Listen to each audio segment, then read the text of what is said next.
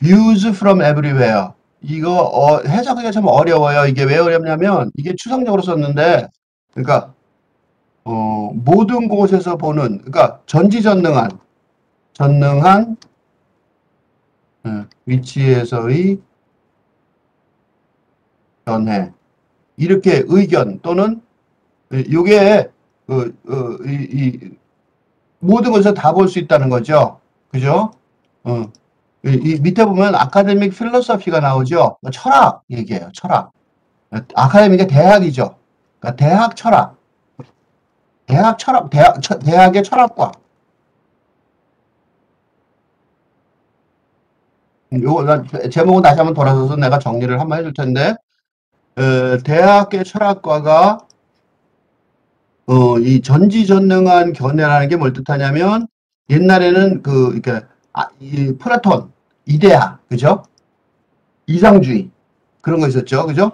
그런 기준에 의해서 바라보던 견해가 지금은 여기 보면 can indeed make sense of our interdependent world. interdependent 상호 의존적인 사회죠. 그러니까 우리의 상호 의존적인 사회. 이게 무슨 소리냐면 모든 곳에서 전지전능한 견해가 못하고 누구도 세상, 그죠? 그거를 이제 이 철학가가 대학 철학가가 정말로 make sense of 알아듣는다 그 소리죠, 그죠? But only if it transforms by becoming truly diverse. 그렇지만 only if it 그것은 이 대학 철학과예요. 요것은 대학 철학과예요. 아카데믹 필로소피. 요 대학 철학과는 변할 수 있다. 변형이죠. 형태가 바뀔 수 있다는 거죠. 진정으로 다양해짐으로써 이거를 지금 처음부터 내가 좀 이게 비판적인 얘기를 처음부터 설명하고 지나가야 되는데 왜냐면 이 기본적으로 이 앞 줄거리를 미리 한번 정리를 딱 해주자면 현재 우리 철학을 한다면 철학이라는 단어는 좀 어렵죠. 근데 여기서 철학 얘기를 하지만 사실은 대학 인문학 전체, 대학의 공부 전체를 말하는 거예요. 여기 철학과를 말하지만 하지만 철학과라는 게 인문학을 대표하는 거죠. 그래서 인문학 또는 학문 전체를 말하는데 학문이라는 게 기본적으로 철학만을 예를 든다면 플라톤의 이데아, 그죠? 아리스토텔레스, 소크라테스 이런 거 기억나죠? 왜 그러냐면 이 줄거리가 하나의 줄거리죠. 플라톤의 이데아. 그러니까 예를 들면 하나의 보편적인 이론, 그지?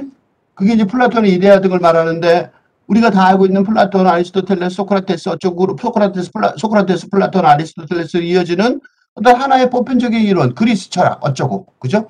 그런 전지전능한 견해를 가지고 있던 세상에서 지금은 그렇게 안 말하죠. 변했단 말이에요. 그래서 지금 현재 세상, 다양해진 세상, 상호 의존적인 세상이라고 이렇게 묘하게 말했지만 서양 중심이 아니라 철학도 이렇게 서구 중심, 그지? 유럽 중심의 철학이 아니라 동양이나 다른 세계 속에 철학도 포함하는 그런 입장이 됐어요. 그지? 그런 식으로 됐는데 그런 것들을 변화하는 과정에서 어떻게 봐야 되느냐는 거를 철학과 입장에서 본 거예요. 철학과 입장에서. 요 문제가 요 기존의 철학의 요런 기존 철학가의 사상이 변형되고 있는, 변형되고 있고 완전히 바뀌는 거죠. 격변하고 있는 게 지금 대학의 현실이에요. 대학의 현실인데 속에서 어떻게 대처할 것이냐가 문제인 거죠. 그죠? 근데 이걸 대처하는 방법이 이거를 제대로 이런 상황 속에서 이 철학가들이 인문학가들이 대처를 제대로 못하고 있어서 문제는 대처에 실패하면서 대학교에서 뭐 인문학 어떻게 되고 있어요? 퇴출되는 현실이 되고 있어요. 퇴출되기 시작하는, 그죠? 이런 현실이 그런데 더 문제가 뭐냐면 그렇다고 인문학이 무시되는 게 아니라 인문학 강의 열풍이 바깥에서 벌고 있죠. 그러니까 사회 속에서는, 대학교에서는 대처에 실패하면서 그 학과들이 지금 현재 이 인문학이 학문이 이게 문제는 불문과, 동문과 이런 것들은 다 없어졌어요. 사회학과, 철학과 이런 거 없어진 게 아니라 국문과는 당연히 있어야 될 것 같은데 역사학과 지금 대학교에 옛날엔 다 있었던 과목이에요. 영문과도 없어지고 조금씩 영문과 있어도 영문학을 안 가르치죠. 그러니까 대체에 실패하면서 퇴출되게 되는 현실인데 사실은 인문학이 필요 없느냐? 그렇지 않아요.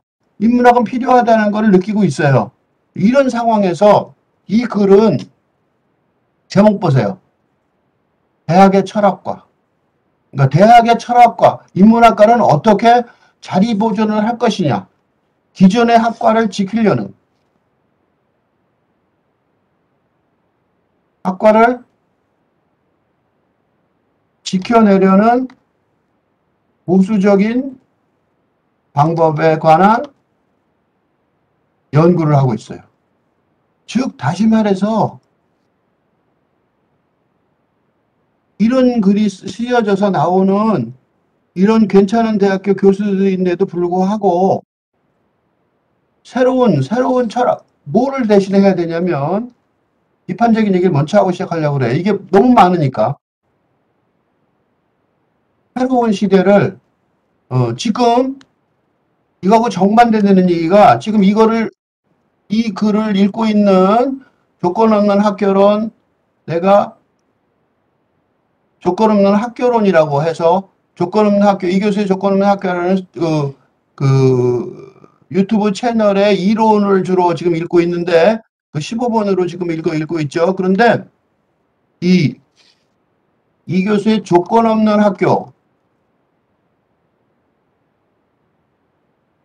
학교라는 유튜브 채널의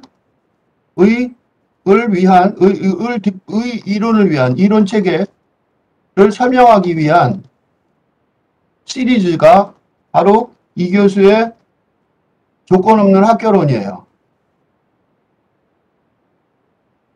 그리고 그거의 15번째 읽기가 바로 이 글이에요. 왜 내가 이렇게 자세히 설명하냐면, 왜 이 글을 읽냐면, 이걸 내가 이 기존의 대학의 철학과들의 이런 보수적인, 유지하려는 보수적인 방법에 관해서 왜 비판적이 되냐면, 거꾸로, 이 교수의 조건 없는 학교로는 자크 데리다의 조건 없는 대학이라는 이론 책에 저서, 자크의 조건 없는 대학이라는 그 저서의 그 이론을 실천하고 있는 게 주로인데, 하려는, 목표를 갖고 있는데, 이 자크 데리다의 조건 없는 대학이라는 게 뭐냐면, 우리가 지금 살고 있는 근대사회의 시작점이 르네상스였죠. 근대사회의 기반을 닦은 학문이 뭐였냐면, 인문학이었어요. 어떻게 했냐면, 대학이라는 제도를 만든, 제도를 만든 기반이 바로 인문학이었다고요. 그러니까 아까 위에서 인문학이라고 철학과 인문학이 특히 철학이었다고요. 그러니까 철학과 인문학이 사실은 대학 제도를 만든 거였단 말이죠. 그리고 자크 데리다는, 그리고 나도 그렇게 동의하는데, 지금 현재 우리가 만나고 있는 이 탈근대, 지금 우리가 만나고 있는 탈근대, 새로운 시대, 이 탈근대 시대에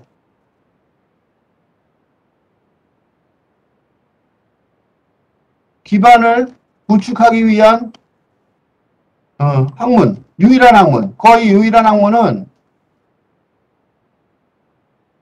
인문학일 수밖에 없다고요. 그래서 인문학 강의 열풍이 있는 거예요. 왜 그러냐면 전혀 새로운 세상이 왔어요. 이것도 르네상스의 새로운 세상이 왔잖아요. 그지? 그러니까 르네상스 시대에 새로운 세상이 왔던 이유는 전혀 새로운 세상이 왔단 말이죠. 그러니까 근대가 시작됐을 때 근대 사회는 어떻게 살아야 될지 아주 기본부터, 그지? 감정부터. 내가 맨날 인용하는 책 이름이 하나가 있는데 감정교육이라는 책이에요. 플로베르라는 소설가의 감정교육, 난 맨날 제목만 이걸 인용하는데 왜 그러냐면 감정교육, 감정을 교육했다고요. 지금 우리가 느끼는 감정 있잖아요. 우리가 당연히 느끼는 감정, 우리가 당연히 느끼는 감정은 당연한 감정이 아니라 새롭게 만들어진 감정이란 말이죠. 언제 만들어진 감정이냐면 신중심 사회, 중세에 신을 중심으로 하는 사회였을 거 아니에요. 신중심 사회에서 근대에 인간중심 사회로 넘어가면서 사람들을 계몽하지 않을 수가 없었단 말이죠. 무슨 계몽을 해요? 느끼는 방법부터가 틀렸잖아요. 그지? 그러니까 기존에는 사람들이 뭘 느끼든지 상관없었단 말이죠. 그러니까 계몽을 해야 되고, 그 다음에 뭐가 있어요? 계몽주의가 벌어지죠. 그 다음에 어떻게 있어요? 낭만주의가 생기잖아요. 왜? 사랑하는 방법도 새로 배워야 된다고. 우리가 지금 사랑하는 게 낭만적 사랑이잖아요. 우리가 사랑, 그럼 바로 낭만적 사랑을 말한단 말이죠. 그러니까 다시 말해서, 근대 사회를, 데리다는 이렇게 자세히 설명을 안 했지만, 사실은 근대 사회를 만들기 위해서 감정부터 모든 것을 다 교육을 해야만 새로운 사회가 왔던 거죠. 지금이 만약에 새로운 사회가 오는 거라면 다시 또 뭐가 필요하겠어요? 그런 모든 것, 감정 교육부터 필요하단 말이죠. 그래서 내가 인문학적 상상력, 문학적 상상력이 중요하다고 맨날 얘기하는 이유가 있어요.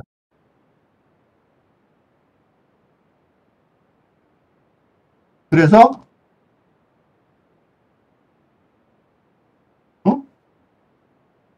시적 상상력, 인문학적 상상력, 시적 상상력이 중요한 이유가 왜 그러냐면 기존에 있던 말하는 느낌, 감정하고 전혀 다른 거란 말이에요. 그래서 요새는 감정과 근대의 감정과 정서를 대신하는 정동이라는 단어를 쓰는 경우가 많단 말이죠. 왜 이런 쓸데없는 단어를 하나 만들었느냐? 기존에 있는 감정하고 전혀 다른 거다 이거예요. 그러니까 이런 식의 전혀 새로운, 그러니까 그래서 조건 없는 학교라는 말을 쓰는 거예요. 조건이 왜 없냐? 기존의 조건이 아니라는 거죠. 기존의 컨디션이 조건이 아니라는 거예요. 조건 없는 대학이라고 데리다는 말을 했는데 나는 대학뿐만 아니라 대학이라고 규정해서 그 전에 배울 수 없다고 생각할 수 없다는 거죠. 그것보다 더 훨씬 폭을 넓혀야 된다 그래서 조건 없는 학교라는 걸 붙이고 대학생이 아닌 사람들도 같이 끼어들어서 공부할 수 있게 하려고 노력하는 거예요. 그러니까 이런 식의 왜 이런 얘기를 길게 설명했냐면 이런 식의 새로운 세계관을 열어가려는 노력을 대학의 철학과가 해야 되는데 이 글도 보면 지금도 읽어나가겠지만 이 글도 보면 앞부분에는 분명히 이런 식으로 공부를 해요. 이런 식으로 공부를 한다고. 그래갖고 새로운 세계가 왔으니까 그걸 이해해 나가야 되고 근대의 체계를 대신하는 새로운 시스템을 만들어야 된다. 새로운 시스템을 구축해야 된다. 그게 이제 그거를 대학이 해야 된다. 거기까지는 같이 따라가요. 부정하는 게 아니라니까 이 글도. 그래서 전지전능한 위치에서의 견해가 무너졌다. 그런 얘기를 해요. 단 그게 자신의 학과의 문제, 학과의 존폐의 문제에 들어서기 시작하면 갑자기 이 문제에서 후퇴를 해서 세상을 이끌어 나가려는 새로운 세상을 열어나갔던 인문학의 힘을 포기를 하는 거죠.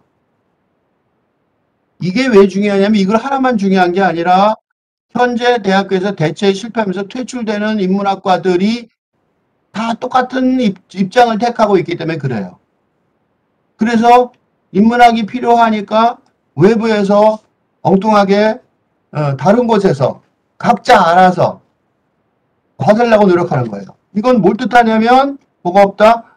새로운 인문학, 학을 위한 체계적 시스템의 구축 노력이 전무하다, 없다는 증거인 거죠. 그죠?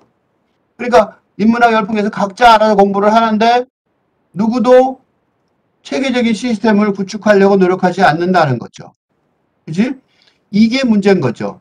그러니까 이 연문학 강의 열풍이 있고 이쪽에 없고 이게 문제가 아니라 이 세계적인 시스템을 구축해야 되는데 그런 것들이 이 글에서도 보면 앞부분에는 있는데 뒷부분에 가면은 그거를 자기 갱신을 해야 되고 노력을 해야 되는데 기존에 있는 사람들의 이권을 유지를 권력을 유지하기 위해서 요 뒷말이 그래서 내가 요 뒷말 때문에 계속 하는 거예요. 그렇지만 언제만 그게 바꿀 수 있냐? 트랜스폼, 변형, 대학교가 바뀔 수 있냐면 진정으로 다양했을 때만 이 진정으로란 말이 웃기는 말이라고. 요 말이 의심스럽다 이거죠. 진정으로 다양해짐으로써 바뀔 수 있다. 무슨 소리냐면 자기네들은 안 바뀌고 이런 식의 얘기란 말이죠. 여기서 대학의 철학과가 바뀌어서 세상을 선도해서 새로운 세상을 구축해 나가겠다 이렇게 말해야 되는데 세상이 바뀌었다는 건 알겠다. 맥센스 할 수 있다. 그치? 그래서 전지전능한 견해, 위치에서의 견해는 포기한다는 건 알겠다. 그렇지만 우리는 변형화 바뀔 수 있는 형태를 바꿀 수 있는데 그거는 진정으로 다양해졌을 때다. 이 진정으로 다양해졌을 때 정치적인 말이고 기존에 있는 철학과는 예를 들면 외국인 교수는 동양학 교수는 받을 수가 없고 뭐 그런 식으로 얘기가 나와요. 이게 이 하나의 그 글에 대한 비판이 아니라 이 전체적인 이 글에 본 것처럼 전체적인 경향 때문에 이 글을 대표적으로 읽는 거예요. 이제 글을 읽어 나가겠습니다. 앞부분은 굉장히 좋아요. 그리고 굉장히 정확해요. 그래서 여기 보면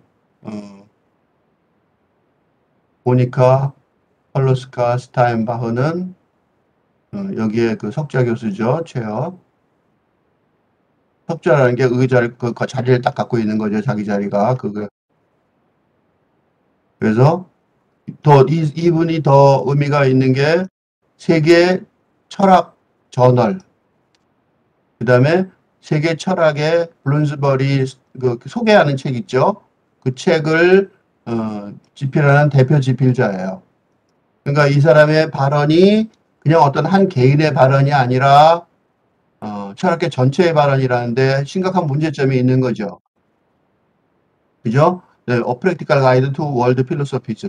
그러니까 다시 말해서 전 세계의 서양이 아닌 동서양을 합친 철학을 소개하는 일을 하려면 이 사람의 판단을 거치지 않고는 불가능하다는 거죠. 그런데 이 사람이 이렇게 편향된 사고방식을 갖고 있다는 게 문제인 거죠. 이걸 도와주는 게 아니라 그런 다양한 것들을 막는 역할을 할 가능성이 높다는 거예요. 또 하나는 칼만 소니스, 이 사람은 조교수인데, 그죠? 노스텍사스의 인도 철학가죠. 자인 연구 프로페서죠. 크로스 컬처럴 이그제셔널리즘, 프랙티컬 가이드 이거 같이 코어서했던 사람이죠. 그러니까 동양 쪽을 같이 썼던 사람인 것 같아요. 그죠? 동양을 대표해서. 예, 자 봅시다. 이제 어떻게 변했나? 필로소피 언더그레이주에이트. 그러니까 대학 철학과를 가게 되면 신입생은 학부생은 보통 뭘 배우냐면 전형적으로 learn the history of their subject through two core classes. 두 개의 핵심 과정에서 학급에서 배우는데 고대 철학, ancient philosophy and modern philosophy, 근대 철학 이런 식으로 두 개로 나눠서 배우죠. 보통 대학교들 다 이럴 거예요.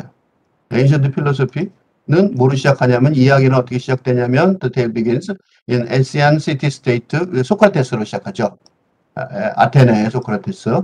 philosophy is veritable 마스코트죠.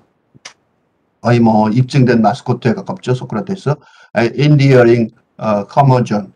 쾌팍한 노인이지만 우리가 사랑하는, 사랑스러운, 사랑하는 speak of truth to power. 그죠?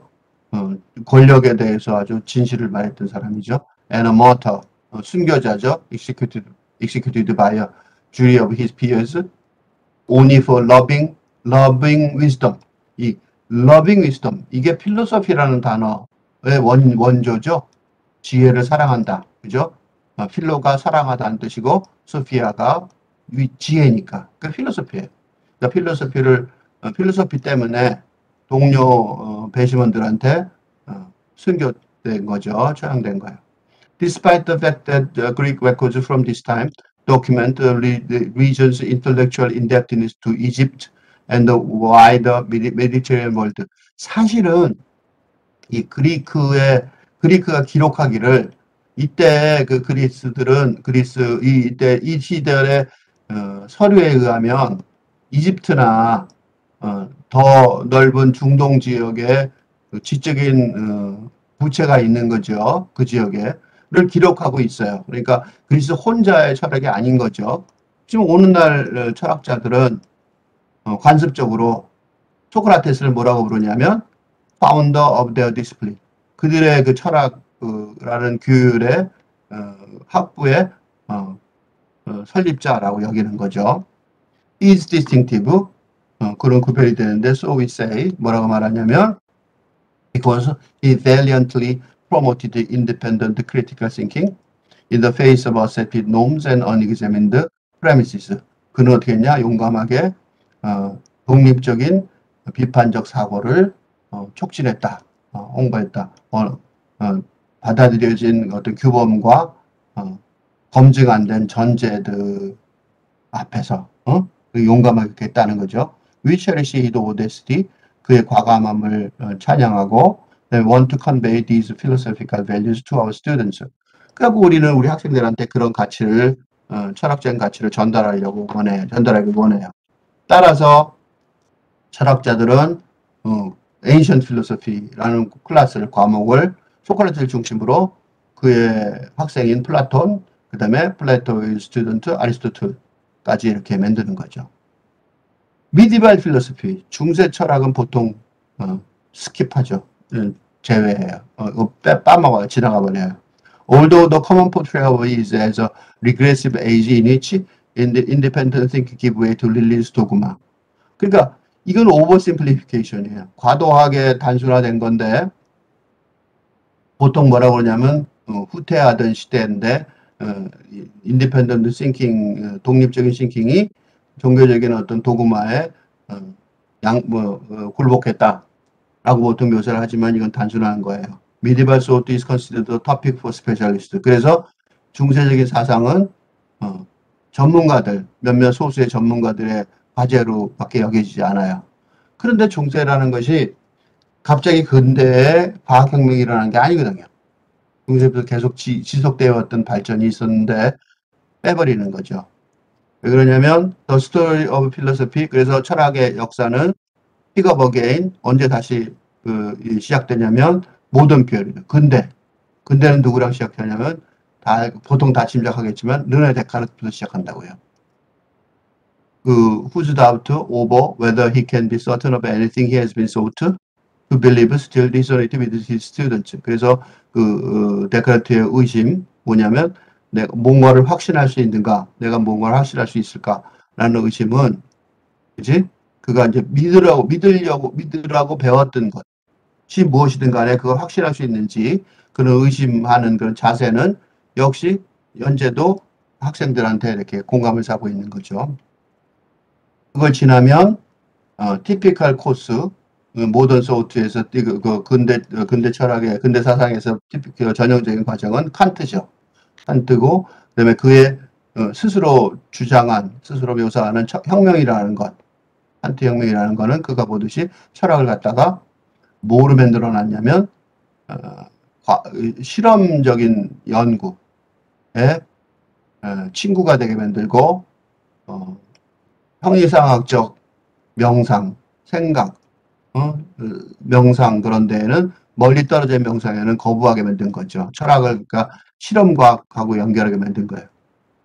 그래서 그 뒤에 이어지는 그 당대 철학, 지금 시대의 철학이죠. 컨템퍼러리 필로소피라는 거는 지금 시대는 철학자들이 둘로 갈라져 있는데 스플릿되어 있는데 하나는 분석 철학, 또 하나는 대륙 철학 이렇게 갈라져 있죠. 분석 철학이 이제 과학 철학이고 대륙 철학이 약간 명상적인 분야의 철학이에요. However, the narrative of progress from ancient to modern period. 근데 이 그 고대에서 그 근대 시대로 이어가는 그 진보의 서술, 이게 문제예요. 진보. 세상은 진보한다는 게 근대 철학이죠. 그런 것들은 모든 철학자, 모든 학생들이 다 말할 수 있는 그런 이야기란 말이죠. Regardless of their study, place of study. 연구가 어디든 간에 필로소피 스튜던츠들은 전 세계의 필로소피 스튜던츠들은 이 소크라테스, 데카르트, 칸트의 그 하이라르키 위계 질서를 다 공유하고 있어요. 그러나 여기까지가 보통 기존에 우리가 알고 있던 기존의 서구 철학사예요. 고대, 근대 철학사. 그죠? 그러나 이 이야기, 이것들이 The Story of Philosophy's History. 그 자체가 역사를 갖고 있다는 거예요. 즉, 다시 말해서 요 자체가 뭐다? 요 자체가 히스토리일 뿐이라는 거예요. 역사일 뿐이라는 거예요. 히스토리. 돌에 새겨진 이야기가 아니라 just history라는 거죠. history. Why have certain figures been canonized or not others? 그러니까 어떤 것들은 canonize. canonize가 뭐냐면 정전이에요. 고전. 정전이라는 단어를 교과서라는 말이에요. 교과서. 정전.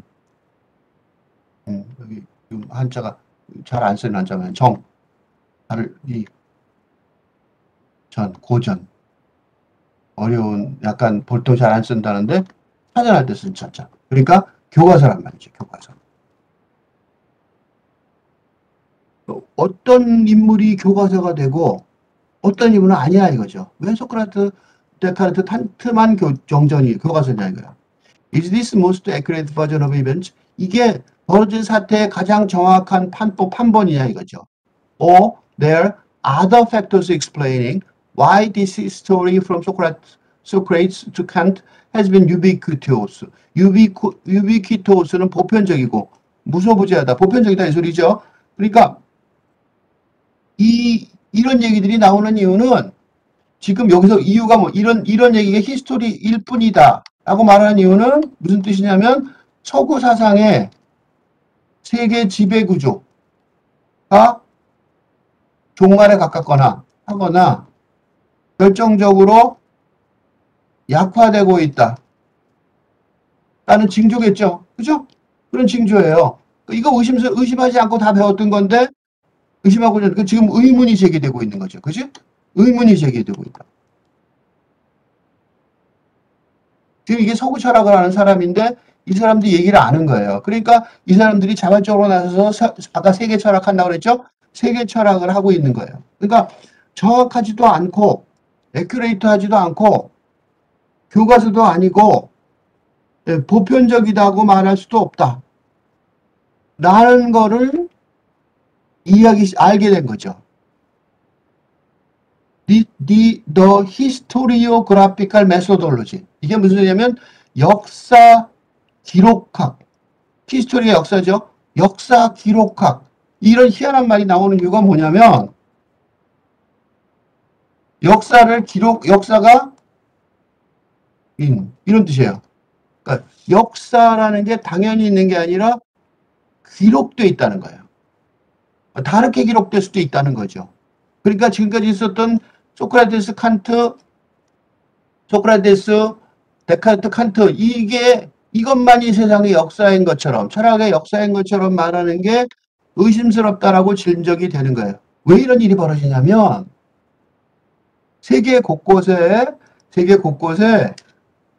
동양의 학생들이 여기 말하지 않는 설명이 하나 있어요. 세계 유수의 대학에 철학과에 등 인문학과예요.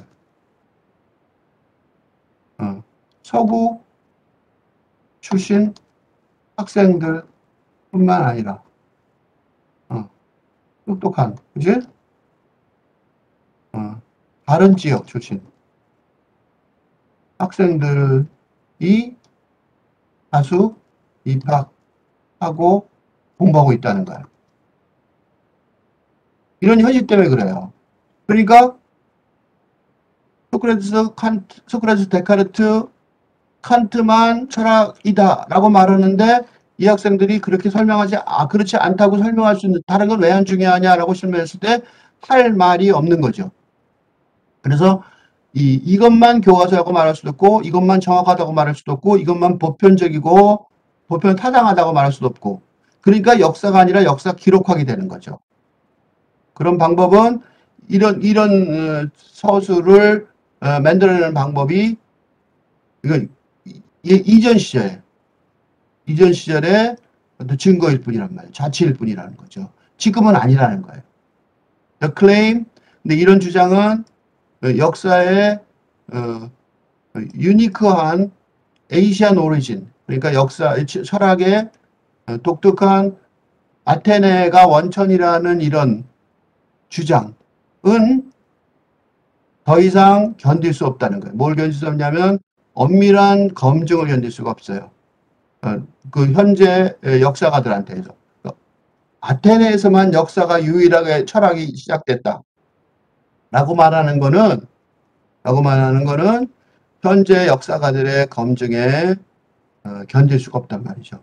대표적인 사례가 피터 K.J. 팍의 결정적인 연구인데 아프리카, 아시아 and the History of Philosophy, Racism in the Formation of Philosophical Canon 1780 to 1930. 이게 뭐냐면 1780년대부터 1830년대까지 철학의 교과서, 정전이라고 그러죠. 교과서 형성에 있어서 그 안에 들어있는 인종차별주의, 레이시즘을 분석해낸 거예요. 이때가 언제냐면 서세 동점의 시기죠. 서양이 동쪽으로 쳐들어갈 시기인데 그때 이런 근거를 가지고 쳐들어갔는데 가서 철학을 설명해서 철학의 교과서를 설명했더니 알고 봤더니 이런 레이시즘이 안에 들어있다는 거야. 그게 히스토리 오브 필로소피인데 아프리카하고 아시아를 고려하지 않은 필로소피였던 거죠. 그거를 이 피터 J.K. 팍이 결정적으로 설명해낸 거예요.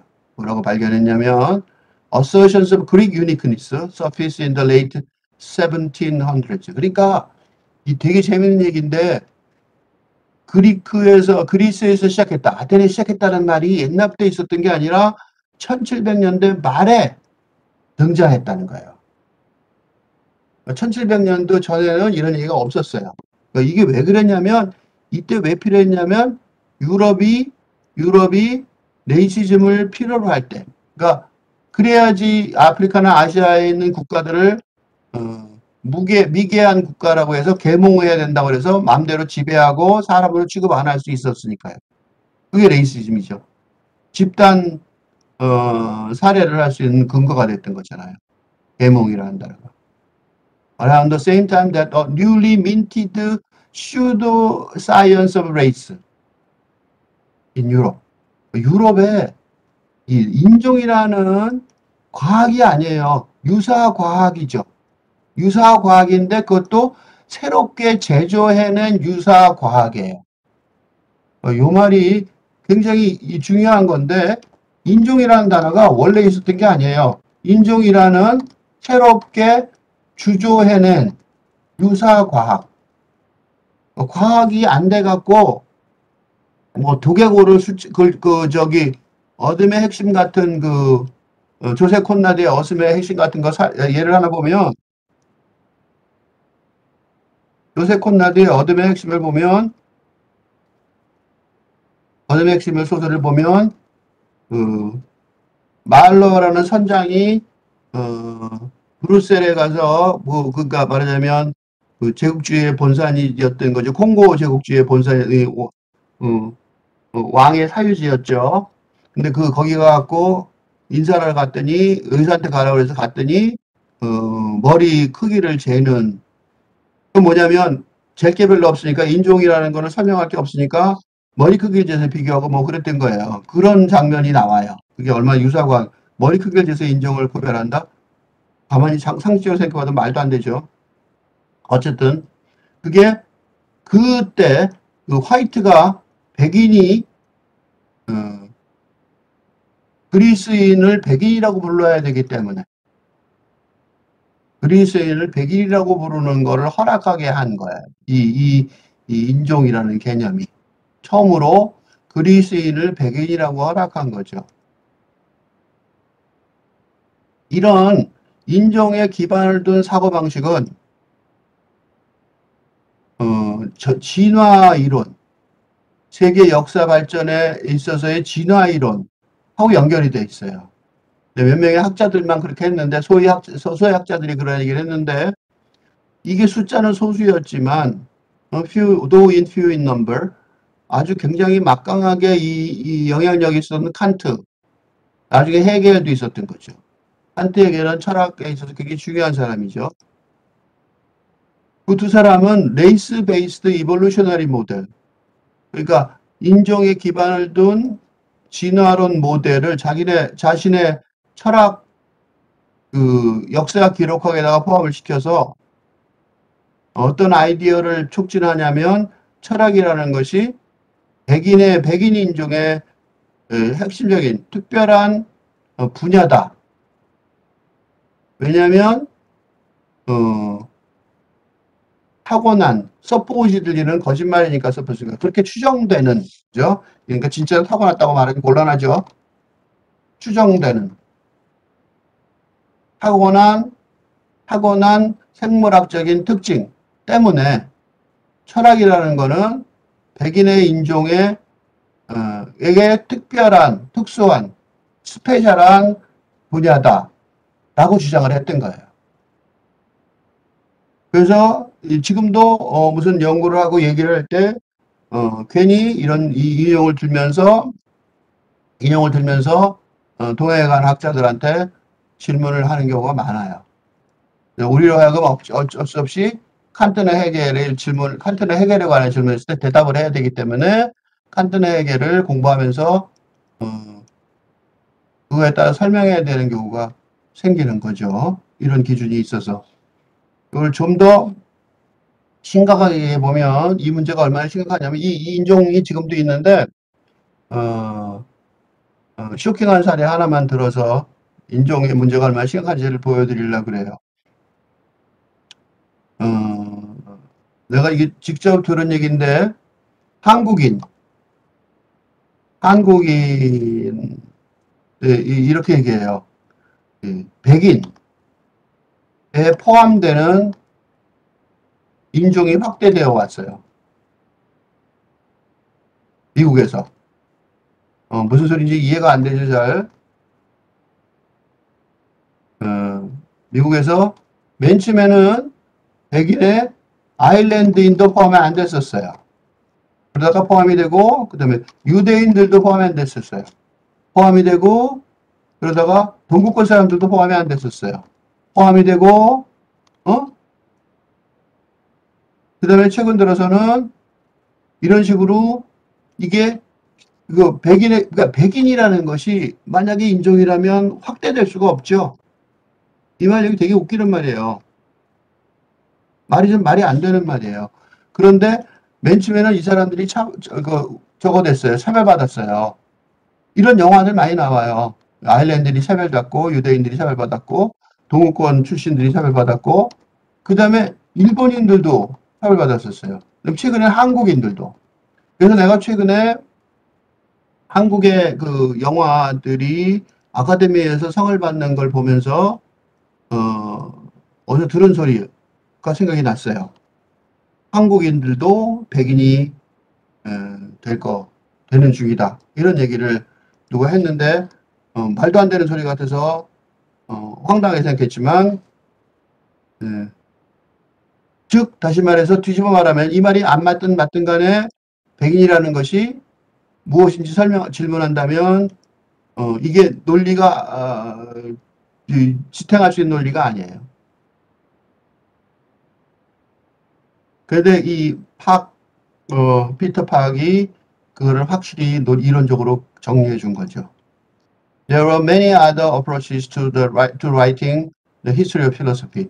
그러니까 철학의 역사를 쓰는 데는 여러 가지 다른 방법이 있겠지만, 팍은 뭐라고 분석을 했냐면, more than 20 philosophical historiographies written between 1500 and 1700. 그러니까 16세기부터 18세기 그 사이에 벌어진 철학의 역사에 관한 철학 역사에 관한 것들을 20개를 분석을 해서 비교를 했는데, which posit any number of early philosophers in a number of occasions around the globe, Egypt, India, China, and others.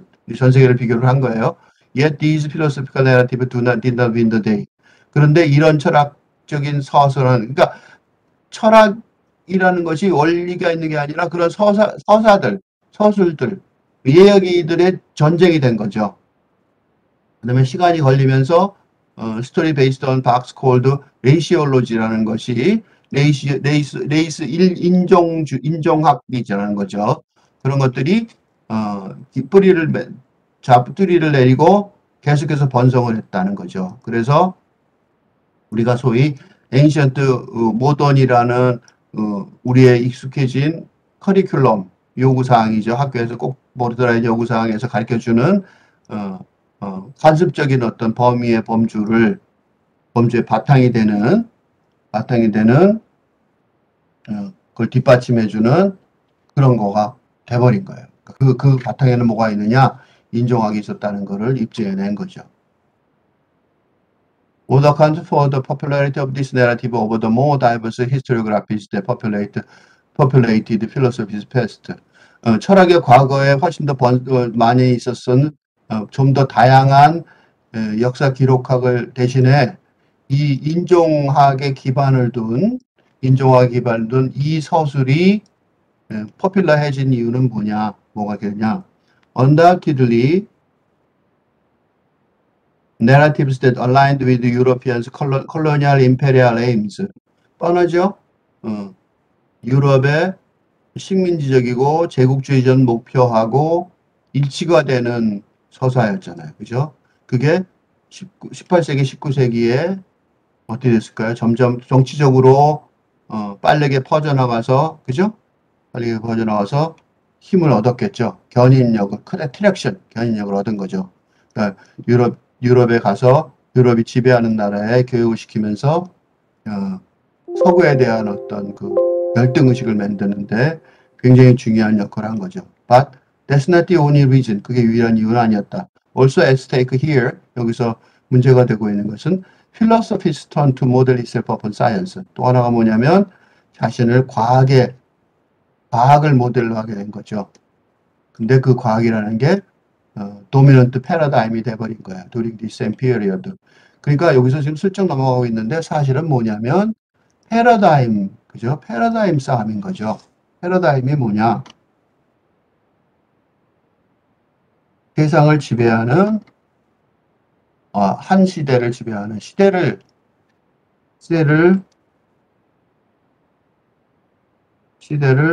지배하는 사고 체계를 패러다임이라고 말할 수 있어요. 사고 체계를 패러다임이라고 말할 수 있는데 이 패러다임이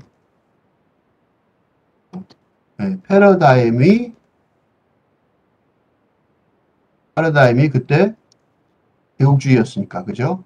그러니까 이때 제국 식민주의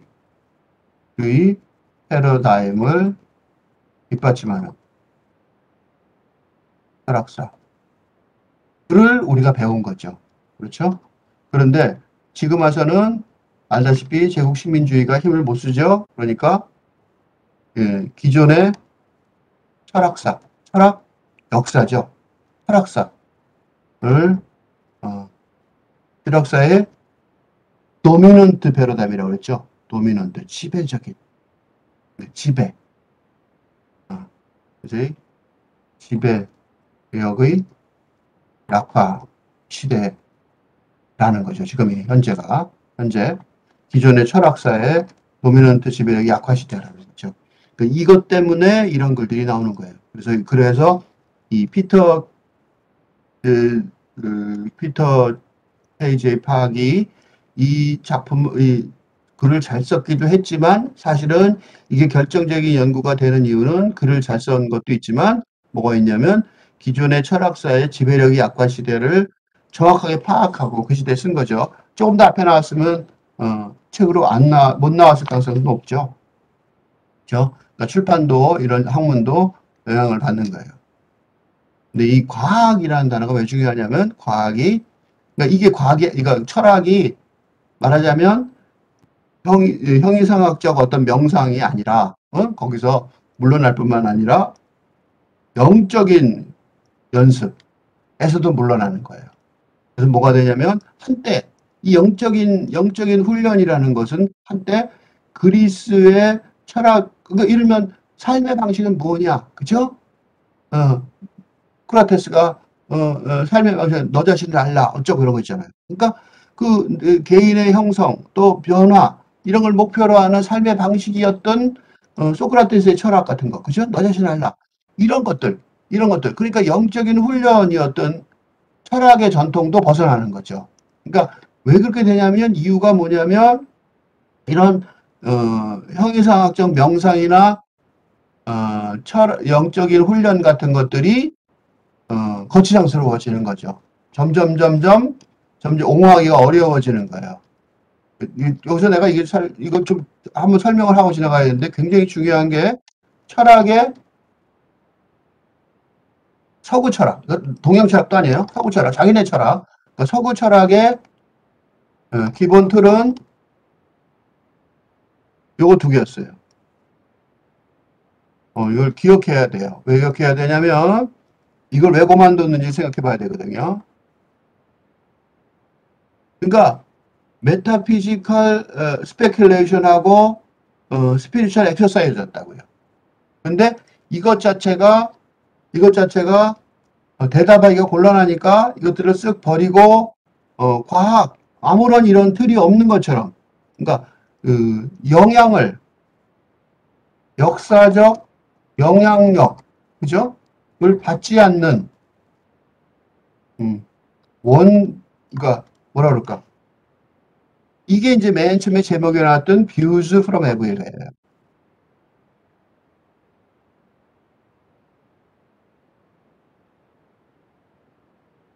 공정하다고 생각하잖아요. 과학은. 그러니까 과학, 그죠? 그러니까 공정한 모든 어떤 전지전능한 견해라는 거죠. 그러니까 객관적인, 그죠? 객관적이고 의심할 수 없는, 언제나 진리인, 내용을 연구하는 과학을 그게 철학도 그렇다는 거죠. 이런 식으로 설명하면서 사실은 여기서 왜 내가 이 설명을 길게 하냐면 그러면서 요 두 개를 쓱 안 하는 이유를 들어버린 거죠. 왜 그러냐면 지금부터 분명히 이게 서구 철학의 기본 틀이라고 말했음에도 불구하고 앞으로 요 두 얘기는 안 할 거예요. 왜냐면 하면 설명이 점점 어려워지거든요. 근데 우리 읽는 사람들은 요걸 기억해야 돼요. 왜냐면 형이상학적 명상과 숙고와 깊이 생각하는 것하고 영적 훈련 이야말로 인문학의 기본 틀이거든요. 이 두 개를 사실은 이 두 개를 해야 되는데 철학의 기본을 포기한 거죠. 교묘하게. 그래놓고 철학이라고 얘기하는 거죠. 사실은 과학 철학이면서. 그죠? 그게 지금 이런 거짓말을 뭐라 그럴까? 카마프라지? 숨김을 기억해야 되는 거죠. 그렇지 않으면 잊어버리고 요거를 나중에 다시 한번 저 끝에 가서 할 텐데 이때 이런 얘기가 있었습니다. 얘기할 때 다 까먹고 있었을 가능성이 많아요. 글쓰기 전략이에요, 일종의. 이런 방법 없는 조건 말해서 철학은 그러니까 토마스 네겔이 views from nowhere. nowhere라고 썼죠. nowhere는 everywhere나 마찬가지 얘기예요. nowhere는 아무것도 아닌 곳의 견해니까 views from nowhere도 마찬가지죠. nowhere가 everywhere죠. nowhere라는 말을 하고 that is 그건 뭐냐면 그 detached perspective of deconstructualized and disembodied observer. 되게 묘하게 어렵게 썼는데 사실은 뭐냐면 맥락에서 벗어난, 그러니까 역사적 맥락에서 벗어난, D가 반대죠. 그 다음에 육체가 없는, 그러니까 그런 객관적인 관찰자가 있다고 생각하고 그 관찰자의 detached, 떨어져 있는 견해. 그러니까 과학자들이 이러죠. 나는 그 객관적인 진리를 추구한다. 객관적이고 언제나 공정하고 어쩌고, 그죠? 그런 식으로 근대 과학이 설명하는, 그죠? 그런 논리를, 자미스 네이겔이 1989년에 말했는데, 그런 것들을 과학이, 철학이 자기도 하는 것처럼 이렇게 말했다는 거예요. Although the capacity for, critical distance, 그러니까 비판적 거리라고 말하죠. 거리를 두는 것이 전체적으로 파악하는 데 도움이 되는 거죠. Outside the emphasis on, 그래서 어떻게 하냐면, abstraction을 contextualization, 맥락, 역사적 맥락보다는 추상을 더 강조를 하는데 너무 과도하게 outside니까 너무 과도하게 강조하는 거죠. 그렇게 함으로써 철학이 역사적이고 문화적인 어떤 그 포함되어 있는 그 embedded가 안에 포함되어 있다는 뜻이거든요. 그 노력이 그 안에 포함되어 있다는 사실을 깨닫는데 불충분하게 잘 적응하지 잘 장비를 갖추지 못하게 만들었다는 거. 이거는 지금 어느 정도는 반성하고 있지만 사실은 반성을 하면서 중요한 거는 이걸 빼먹었다는 사실을 까먹으시면 안 돼요. 이 사람은 일부러 그런 거. Today, the view from out of nowhere, 이거, 그러니까 전혀 아닌 것, 그 다음에 아무도 아니, 그러니까 객관적인 거죠. 아무 곳에서도 견해가 아니니까. 그러니까 그러니까 전지전능한 객관적인 그 견해는 철학자들이 지금도 하고 있는 거예요. 뭘 할 때 철학자들이 하는 가장 평범한 어떤 일인데 어느 때 하냐면 knockout universal argument. knockout은 뭐냐면 모두 다 knockout 시켜버리고 다 끝내버리고 그 다음에 그 보편적인 어떤 논지죠. 주장을 갖다가 펼치려고 개발할 때 우리는 공정하고 뭐 완벽한 이상적인 어떤 이념적인 이데아적인 어떤 견해다라고 말할 때 철학자들이 보통 많이 하고 있는 아직도 커먼 페어란 말이에요. 철학자들 사이에서 보통 쓰는 말이에요. 흥미롭게도 그렇지만 그럼 어디서 이게 왔는지 그들은 probe into the origins of the view of from nowhere. 그러니까 view of from nowhere란 말 앞에서 나왔던 거죠. 이 view from nowhere가 어디서 온 거지? 라고 질문하지는 않는다는 거예요. 그러니까 철학이 객관적으로 완벽한 이데아나 원칙 같은 걸 찾을 수 있다고 생각하지만 그럼 어디서 그런 얘기가 나왔냐? 그러면 그런 얘기를 별로 좀 안 한다는 거죠. As a result, they'll fail to see that its claims to objectivity, 그러니까 철학의 주장, 객관성의 주장, 철학의 객관성의 주장이라는 것은 근거, 검증되지 않은 편견에 기반을 두고 있다는 사실을 말할 수 있어요. 그러니까 이게 피터 케이 제박이 보여준 거죠. 객관적으로 표현하고 있는 것 같지만 사실은 검증되지 않는 편견에 기반을 두고 있다. 레이시즘이죠. 인종차별주의. 그런 식으로 정치적으로 제국 식민주의를 지지하는 데 도움이 되는 방식으로 철학이 봉사를 했던 거죠. 이 비유는 언제 시작됐냐면 근대 유럽에서 언제냐면 in a world dominated by colonial and imperial practices. 그러니까 어떤 세계냐면 제국주의적이고 식민적이고 제국주의적인 관습이 지배하고 있던 근대 유럽에서 시작된 거죠. Where European philosophers sought, 그때 유럽의 철학자들이 뭐라고 생각했냐면 they alone could take up a standpoint. 그들만이 자리를 견해를 잡을 수 있다. 내가 그들만이 입장을 취할 수 있다. 어떤 입장을 취할 수 있냐면 그 지상에서 펼쳐지는 사건과 사태들과 떨어져 있는, 나는 고고하게 철학적인 입장을 취하겠다. 지금도 고고한 철학적인 입장을 말하는 사람들이 있죠. They alone could pursue philosophy as a science. 그래서 뭐라고 생각했냐면 그들만이 철학을 과학으로 삶의 방식이 아니라 과학으로 추구할 수 있다고 생각한 거죠. 현실에서 떨어져서 그런 식으로 생각한 거예요. Against the backdrop of philosophy history, it's difficult to ignore the racialized narrative. 이 인종차별적인 서술 구조를 무시할 수가 없다는 거예요. 그게 바로 그 View from Nowhere에 들어있다는 거죠. 그러니까 어디서든지 나온지 모르는, 그러니까 모든 것에서 나온 전지전능한 견해라는 얘기에 바탕에는 뭐가 있냐면 이 전지전능하다 말. 조금 여기 설명을 좀 해야 될 것 같은데, 이 계속 묘한 말로 써서 용어를 약간 일부러 어렵게 쓴 것 같아요. 또는 the view from everywhere 같은 말인데, 이거는 무슨 말을 하게 했었냐면 the view from nowhere 또는 the view from everywhere. 요거는 전지전능한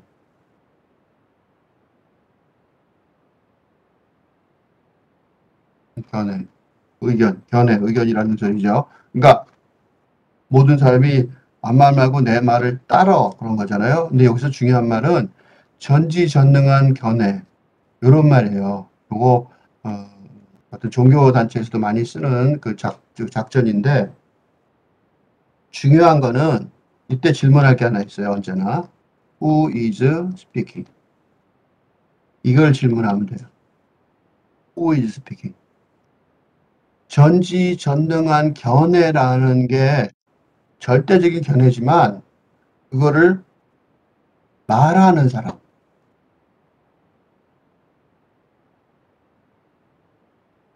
누구냐? 누가 말하느냐? 다시 말해서 예를 들면 전지전능한 말에 신을 많이 쓰죠. 신의 말씀이다. 그러면 은 신의 말씀이 아닌 거죠. 이 아니라 누군가 말하는 신의 말씀인 거죠. 그러니까 중요한 말은 신의 말씀이라는 내용에 속으면 안 되는 거죠. 신의 말씀이 아니라 누군가 말하는 신의 말씀인 거죠. 누가 인용하는 신의 말씀이에요. 이거 공부하는 사람들이 착각하는데, 일면 인용할 때 조심하죠. 오늘 소크라테스도 나왔죠? 그러니까 소크라테스를 인용할 때, 소크라테스가 말씀이 중요하지 않고, 그것을 인용하는 학자의 의견이 중요하다. 즉, 소크라테스의 말씀이 아니라 그 학자의 생각의 표현일 뿐이라는 거죠. 예? 이거를 공부하는 사람들이 착각할 경우가 많아요. 어떤 대단한 거를 인용을 하고 그걸 인용했으니까 내가 성명을 다 했다고 생각하는데 사실은 아무 말도 안 한 거예요. 그거를 내가 말한 사람이 중요한 거죠. 여기서 마찬가지예요. 그래서 이런 단어 the view from nowhere 또는 the view from everywhere 라고 말을 할 때 이 말 자체가, 그래서 내가 아까부터 제목 갖고 시비하고 제목 보고 뭐라고 말한 이유가 이 말 자체가 굉장히 사기성이 농후한 말이에요. 응?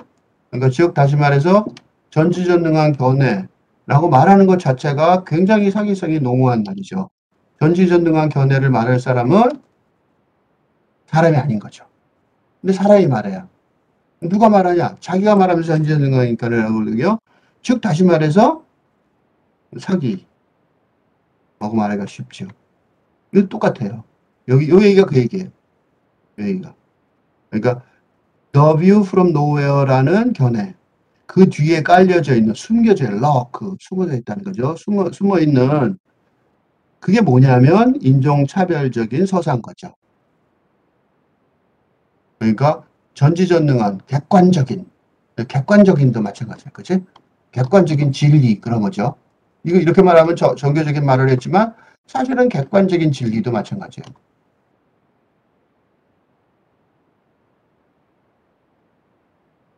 이 말 자체도 묘한 말이라고. 그죠? 객관적인 진리. 객관적인 진리가 중요한 게 아니라 객관적인 진리를 말하는 사람이 있잖아요. 그죠? 그러니까 객관적인 진리. 이 말 자체가 굉장히 모호한 말이란 말이죠. 중요한 말은 객관적인 진리란 말 자체가 중요한 게 아니라 그거를 입증하고 설명하는 게 중요한 거죠. 납득될 수 있게. 그래서 찰스 W. 밀즈가 레이셜 컨트랙트, 인종적인 계약이라고 말했죠. This narrative reflects the white ignorance. 그러니까 이 말 자체가 화이트 이그노런스는 백인의 무지를 말한다는 거예요. That informs academic philosophy today. 백인의 무지.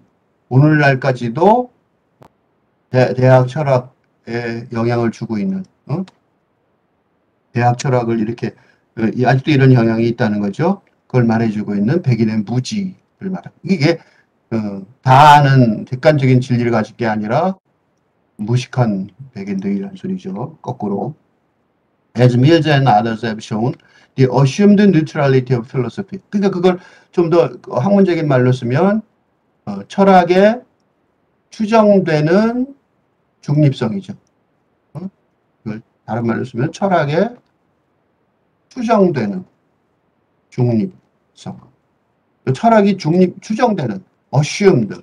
추정을 누가 하냐고요. 근데 그 추정된 중립적이라고 생각하는 거야. 그는 단지 뭐만 하냐면 serves to disguise not only its cultural embeddedness but its cultural chauvinism as well. 무슨 소리냐면 뭘 감추냐면 cultural embeddedness, 문화적인 어떤 포함과 문화적인 어떤 쇼비니즘을 감추고 있다는 거예요. 문화적으로 어디 포함되냐? 서구 중심적으로 포함되어 있다는 것하고 문화적인 쇼비니즘이 맹목적 애국주의죠. 맹목적 애국주의를 감추기 위해서, 숨기기 위해서, 디스가이즈하기 위해서 중립적이라고 말하는 거예요. 내 말은 진리다. 내 말은 중립적이다. 과학적이다.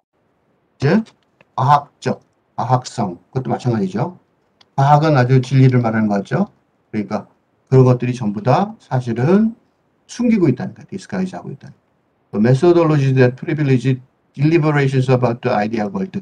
그러니까 아이디얼 월드, 이상적인 세계의 그 설명을 자세히 설명하는 거에 특권을 주는 거죠. privilege.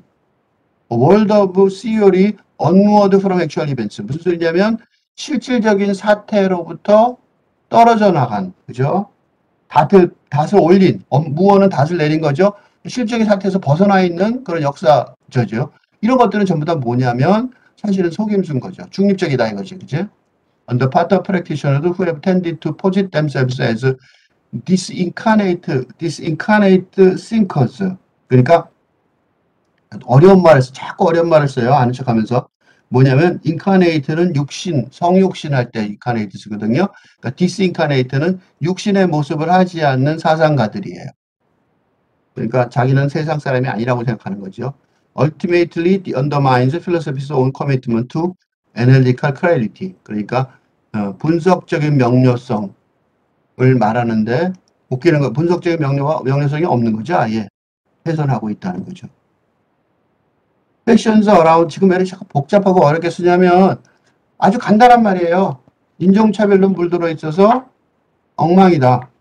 배변이었다. 라고 단단히 말해야 되는데 자기 얘기니까 돌려서 말하고 있어요. 네노람불이죠. 내가 말하면 로맨스고 다른 사람이 말하면 불륜이다. 뭐 그런 거랑 비슷해요. fashioned around Western world's self-positioning as the veritable center of the world. 뭐냐면 서구 유럽의 자기 위치가 어떻게 하냐면 입증된 세계의 중심이다 이거죠. 서구 유럽의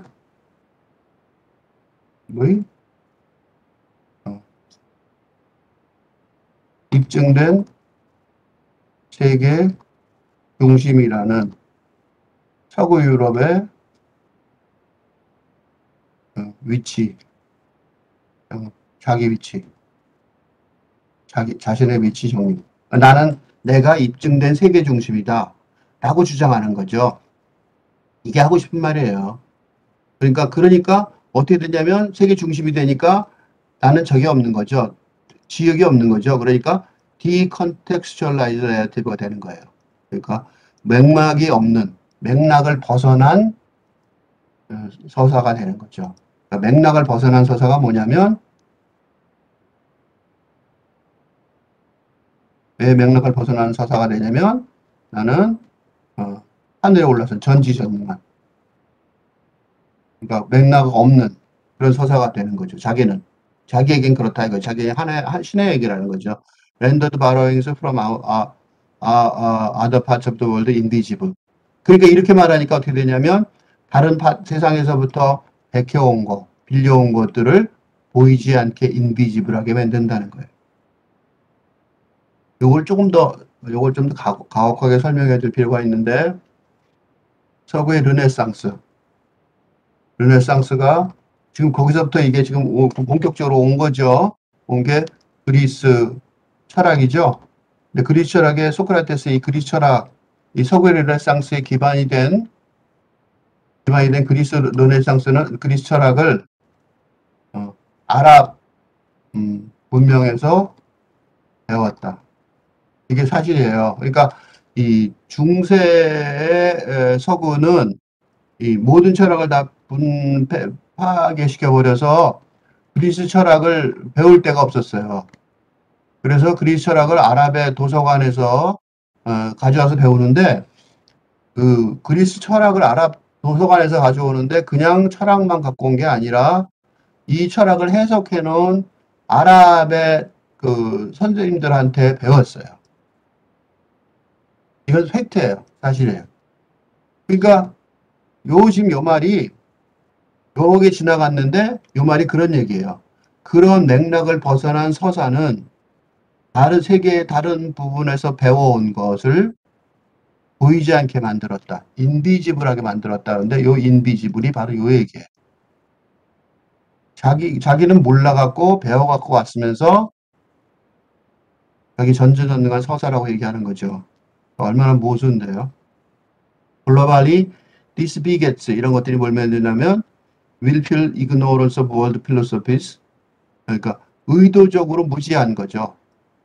의지를 가지고 있는 무지함이에요. 그러니까 무지한데 그게 그냥 무지함이 아니라 의지를 가진 의지로 가득 찬 무지함인 거죠.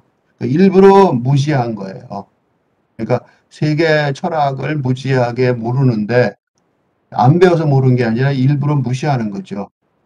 That is built into the model of what it means to practice academic philosophy today.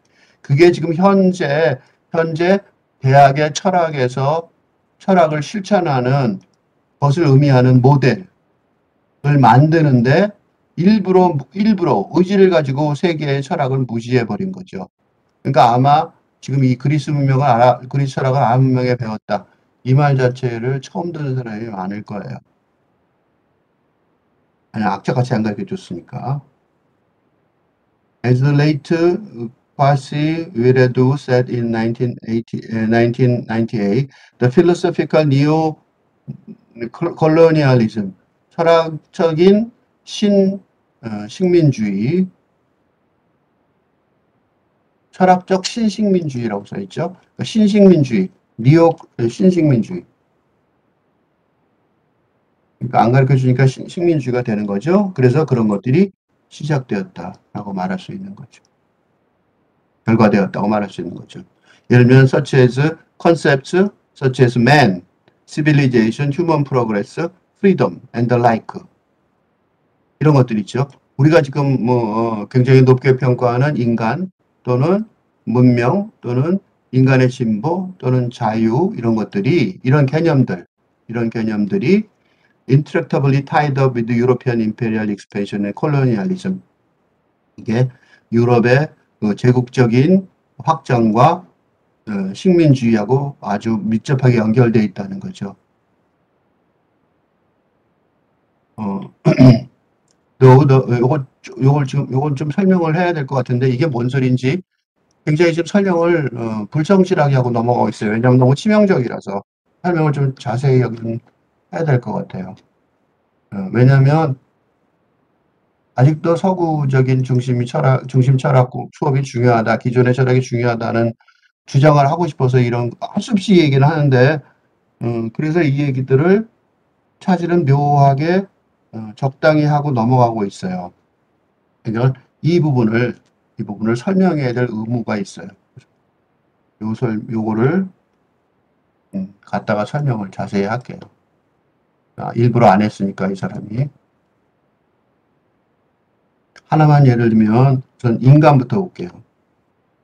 인간이는 포커가 뭐라고 얘기했냐면 인간은 포커가 미셸 푸코가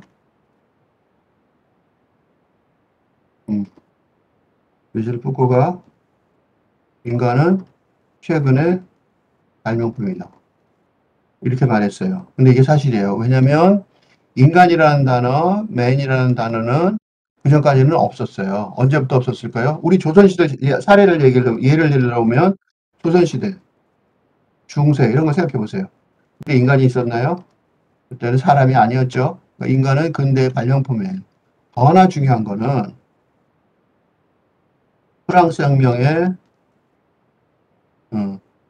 자유와 평등, 그치?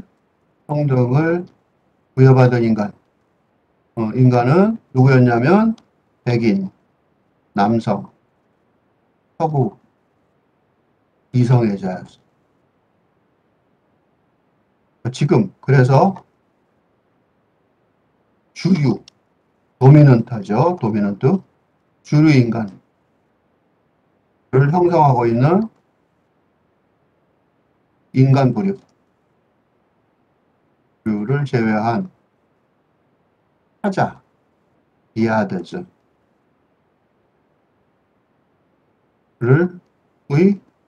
인권회복 운동이 거세다. 그죠? 이거 중에 하나가 뭐예요? 예를 들면 이거 많죠? 페미니즘. 페미니즘이 바로 그런 거예요. 여성 사람 취급을 안 했던 거죠. 뭐가 있어요? 생태학. 뭐가 없어요? 인간부류 중에서 자연을 무시한 거죠? 동물학, 권리, 보호운동. 그죠? 또 뭐가 있어요? 동성애. 또 뭐가 있어요? 탈식민주의. 소수민족, 소수인종. 응? 또 뭐가 있어요? 무지무지 많아요. 무지무지 많아요. 왜 이렇게 많냐? 지금 우리가 생각하는 근대라는 것이 사실은 무엇뿐이었다? 자기네. 요것만이 인간이었다고요. 우리가 착각한 거죠. 근데 이제 착각을 벗어나고 있는 거죠. 이 대표적인 사례 중에 하나가 한국의 3.1운동이에요. 3.1운동을 시작할 때 왜 3.1운동이 벌어졌냐면 한국의 3.1운동이 벌어진 근본적인 원인이 1차 대전 이후, 세계대전 이후 민족 자결 운동이 일어났어요. 이게 이제 세계 연맹에서 그러니까 식민주의에서 벗어난 주의 실패를 했죠. 그러니까 이게 2차 대전에서 식민주의, 1차 세계대전 자체가 서구 유럽 국가들이 자기네들이 식민 지배에 대한 갈등 때문에 벌어진 거잖아요. 그러니까 식민주의에서 독립하는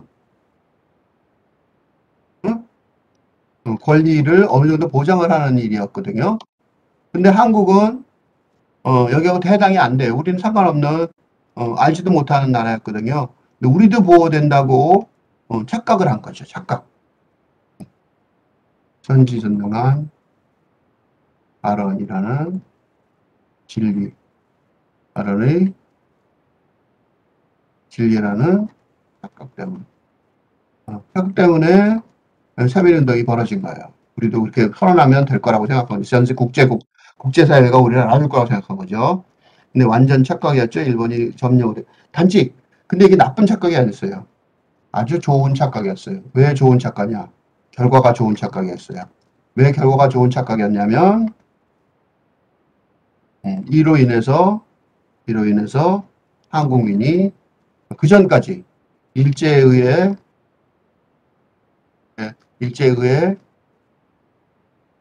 멸망한 조선이라는 의식, 이라는 중세국가의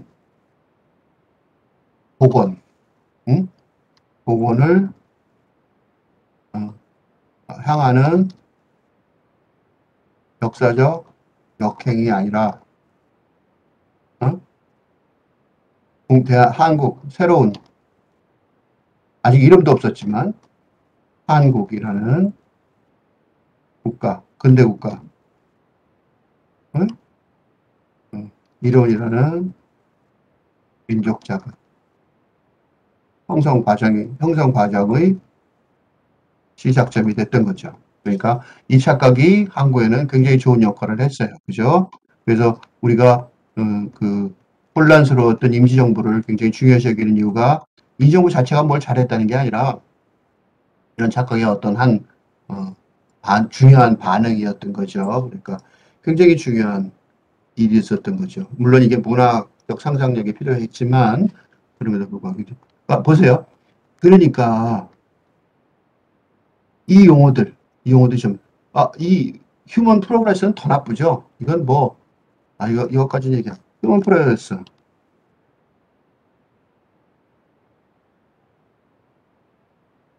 인간의 진보.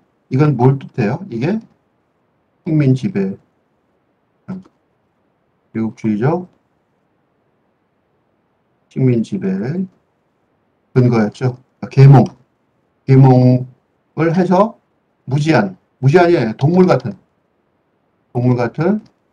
원주민을 계몽한다. 동물 같은이란 말을 썼지만 왜 동물 같은 말을 썼는지 아세요? 즉 어떻게도 되는 죽여도 되는 양심의 가책 없이 집단 학살 해도 되는 노예로 살아도 되는 동물 같은 원주민을 계몽한다. 왜냐하면 인간의 진보에서 뒤처져 있으니까. 이런 식으로 설명한 거죠. 그러니까 이게 인간의 진보가 좋은 말 같지만 사실은 굉장히 안 좋은 말이죠. 이게 사례가 아까 얘기한 그 조세 콘라드의 어둠의 핵심이라는 소설을 보면 주인공 커츠가 자기가 이 계몽에 관한 글을 쓰다가 여백에 다 버리자 라는 내용을 적어놓은 장면이 있어요. 충격적인 장면이죠. 사실은 근데 충격적인 장면이 아니라 커츠라는 사람이 혼자서 이런 말을 생각한 게 아니라 이런 시대였던 거죠. 그러니까 이 휴먼 프로그레스 자체가 충격적인 거죠. 이런 말들, 이런 개념들이 굉장히 좋은 개념 같이 보이지만, 그죠? 그러니까 원칙적으로 좋죠. 객관적이고. 그렇지만, 뛸 수 없이 유럽의 제국주의적인 확장과 팽창과, 식민주의가 연결되어 있던 거죠. 그런데 이 폴리티컬 컨텍스트, 이런 정치적인 맥락은 모호하게 처리가 됐단 말이에요. 쓱 안 말하는 거죠. through philosophies about practice of abstraction. 어떻게 그랬냐면은 철학자들이 그런 정치적 맥락이라는 건 객관적으로 연구할 땐 필요 없는 거야. 그래서 추상화, abstraction. 추상화를 해야 된다는 맹세한 실천 방식, 그죠? about가 뭐예요? 맹세하는 거죠. 맹세한 실천 방식, 응? 맹세한 실천 방식, 요거. 철학자들의 맹세한 실천 방식으로, 요거. 요 뒷부분. 요 뒷부분도 조금 설명을 해야 돼요. 왜 그러냐면,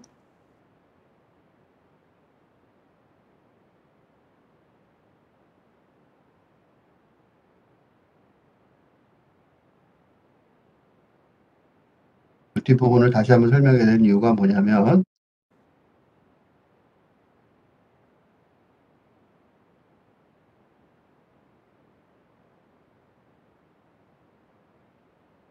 뒤에 보면, 철학의 추상화라는 맹세한 실천 방식을 통해서 정치적 맥락이 모호하게 제시된다.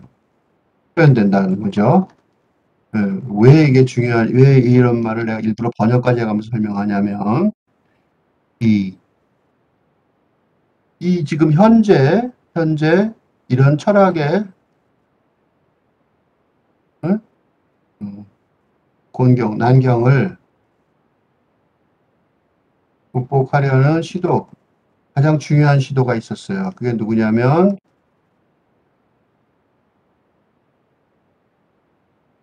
가장 중요한 시도 중에 하나가 자크 데리다의 로고센트리즘에 대한 비판이에요. 로고 센트리즘.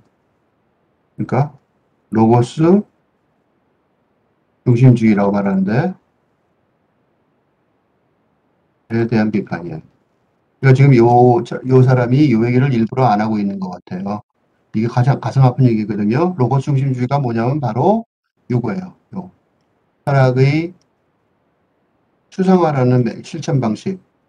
요거를 로고스 중심주의라고 말하거든요. 데리다가 정리해갖고 이 로고스 중심주의, 그러니까 로고스, 이게 논리죠, 이론이죠. 이걸 비판을 하면, 이 자체를 비판을 하면, 변하면, 그러니까 기준이 되는 로고스가 없으니까 정적 맥락이 드러날 수밖에 없겠죠. 그죠? 그래서 이렇게 비판하면 어, 로고스 중심주의를 둘러싼 정치적 맥락이 폭로된다. 그죠?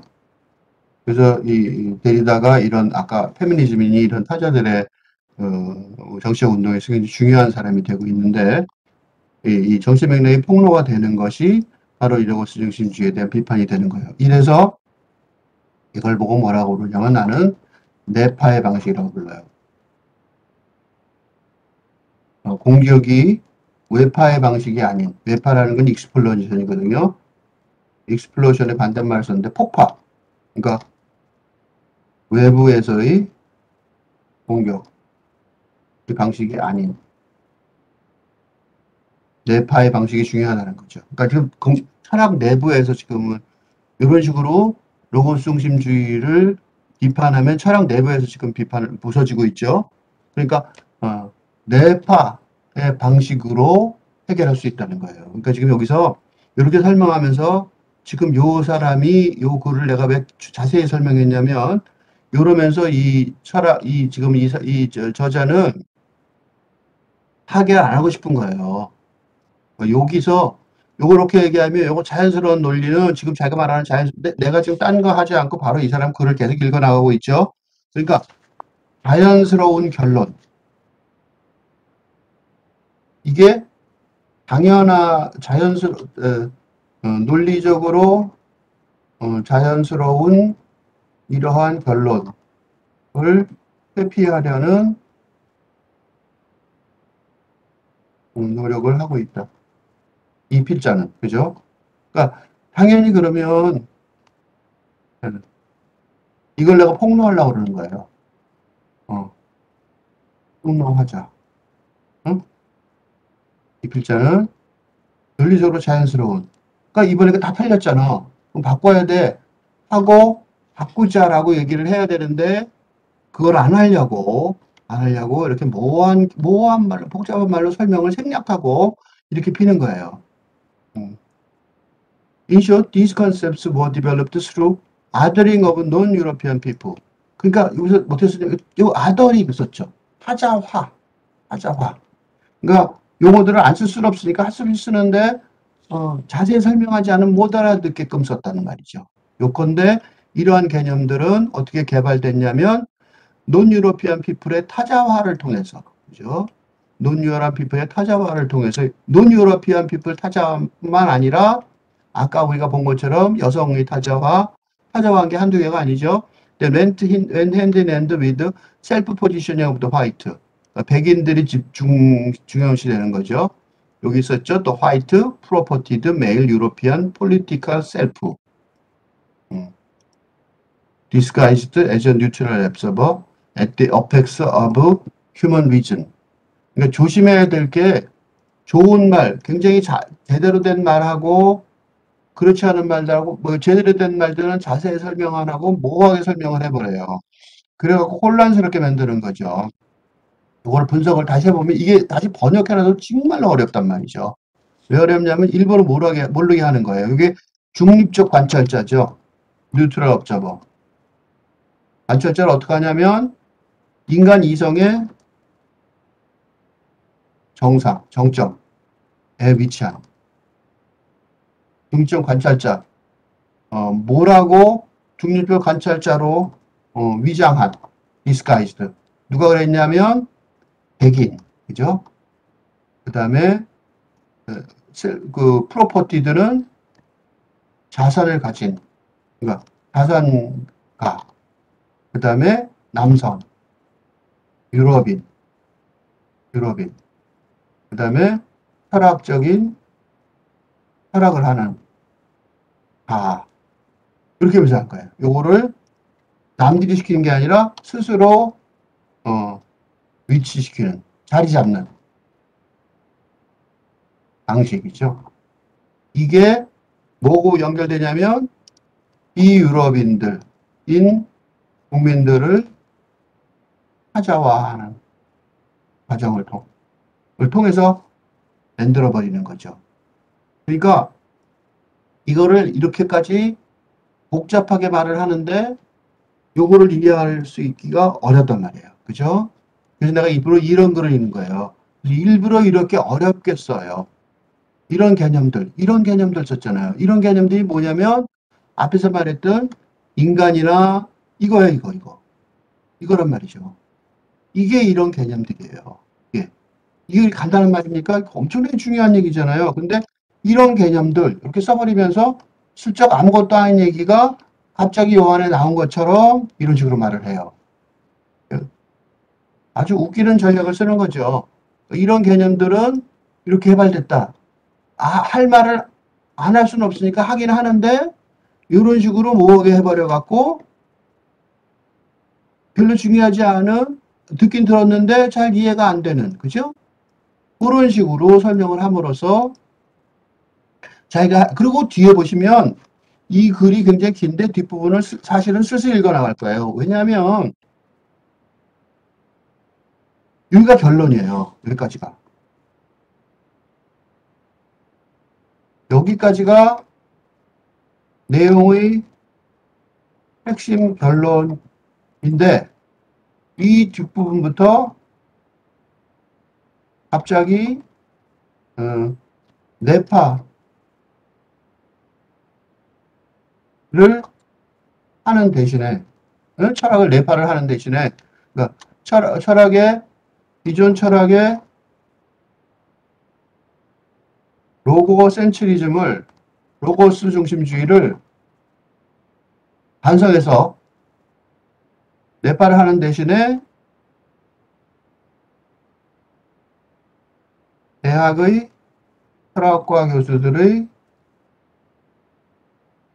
입장을 보존하는 전략에 관한 연구로 급격히 축소하는 글을 씁니다.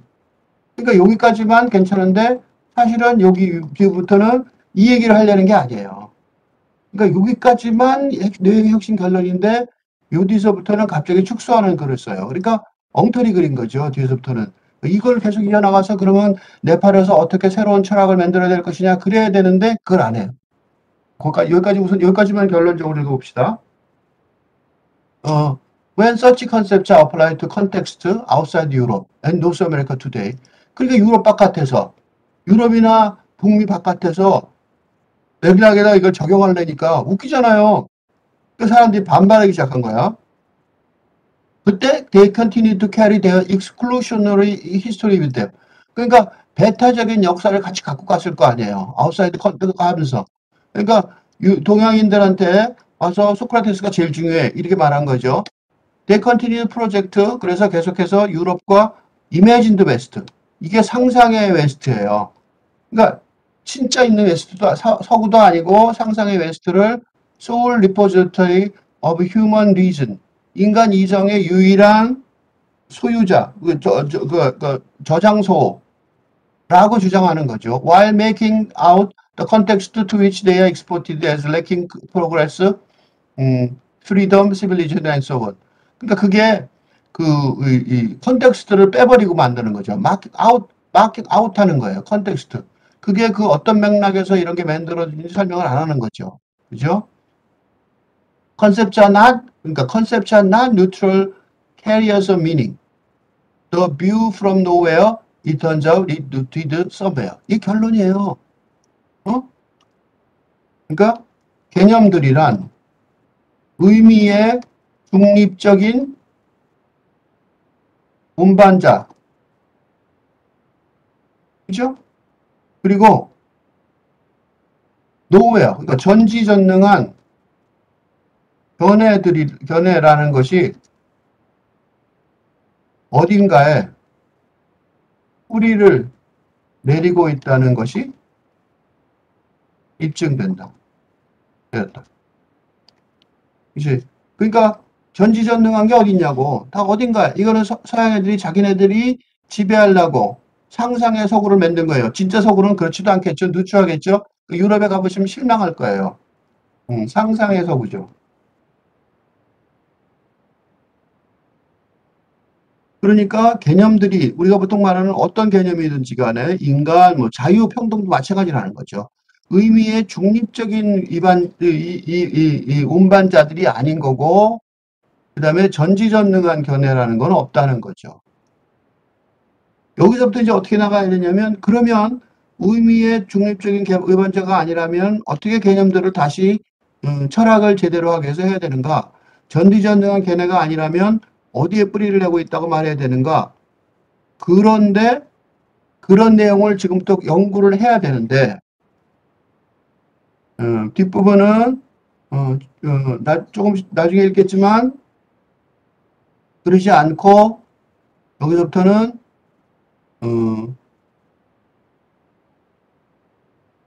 아카데미 내 대학 내에서 어떻게 작동하는지 그런 식으로 전략을 확 바꾸고 있어요.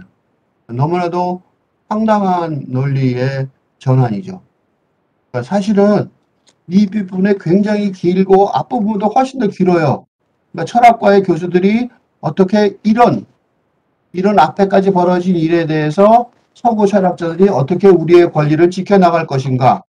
지금까지 보면 반도 훨씬 넘는, 그러니까 이게 총 14쪽인데 앞으로 8쪽이 이런 건데 요거는 다음에 간략하게 읽고 넘어가려고 그래요. 근데 요런 얘기들도 사실은 거꾸로 생각해 보면 자기 자신을 반성하는 거기 때문에 자기 자신의 정치적 입장을 축소시키는 거잖아요. 그러니까 이런 얘기를 서구 대학의 소위 미국 북미 대학이나 서구 대학의 유럽 대학의 교수가 여기까지 쓰는 것만 해도 굉장히 가슴 아팠고 억울했을 거예요. 그러니까 유단부터 쓰는 거는 사실은 이 유럽이나 미국 대학이 아닌 교수들이 써야 마땅한 건데 그 글이 안 써져 있으니까 지금 우리가 이런 걸 읽고 있는 거죠. 오케이. 요거는 다음에 다시 읽겠습니다. 계속 읽겠습니다.